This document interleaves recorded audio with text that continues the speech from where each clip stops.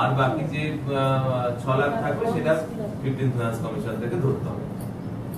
তার জন্য আমরা প্ল্যানটাকে ওপেন করে দেবো আজকালের মধ্যে, অলরেডি প্রসেস চলছে, আপনারা খবর পেয়ে যাবেন প্ল্যান ওপেন হয়ে।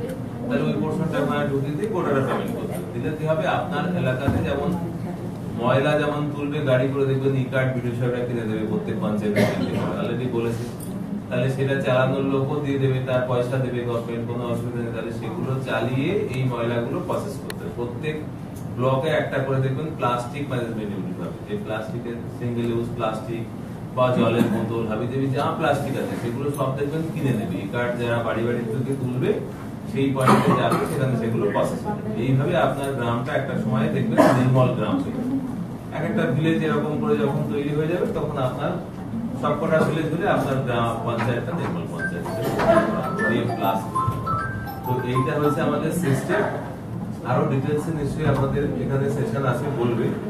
আর আপনাদের নির্মাণ সহায়কদের ট্রেনিং দেওয়া। আপনি এই গ্রামটা মনে রাখুন যে আপনার পঞ্চায়েতকে ওডিএফ ক্লাস